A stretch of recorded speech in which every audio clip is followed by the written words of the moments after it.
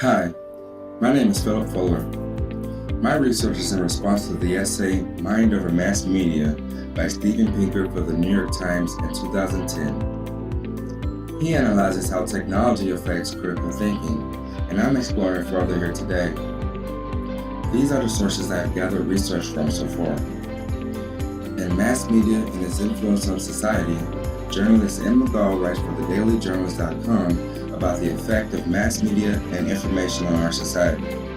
His main point is that mass media provides us with news, information, entertainment, and education.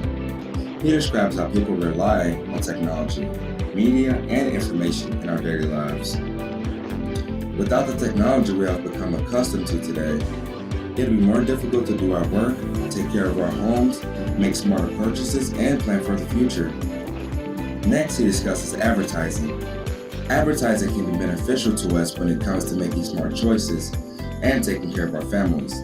However, he urges people to be smart about placing trust in advertisers, as it can have detrimental effects like encouraging violence and lowering self-esteem.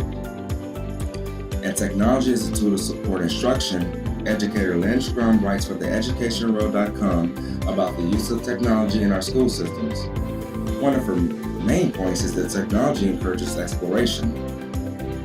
Encouraging students to be active learners is so important because it's more effective for learning than passive, mundane curriculum. She does warn, however, that education should be still structured, rather than free-for-all exploration. Appropriate use of technology is key to education. Next, she calls on teachers to become more active learners as well. Teachers should have a hand in creating a technology-based curriculum and be more proficient users of technologies to become better educators to students. I have two visual aids to share, both from Our World and Data.org. The first is a graphical representation of our world literacy rates. The graph traces all the way back to the 15th century. Most notable, however, is that the overall literacy rate has grown 62% since the beginning of the 20th century and 23% since 1970. The second graph is of technological progress in our world. Moore's Law is a theory that the number of transistors on integrated circuit chips doubles approximately every 2 years. This theory is named after Gordon E. Moore, co-founder of Intel. I don't bring this to you to say that I can prove that computerized information is directly responsible for world literacy rates growing, but it is worth noting that the steepest part of growth of world literacy rate occurs in the latter half of the 20th century, where this linear growth in computer processing occurs. Technology as a whole cannot be said to have hurt our world literacy.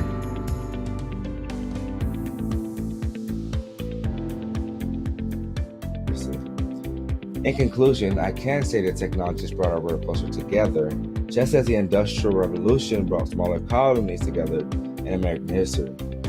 We should embrace this change and encourage the incorporation of technology in our schools.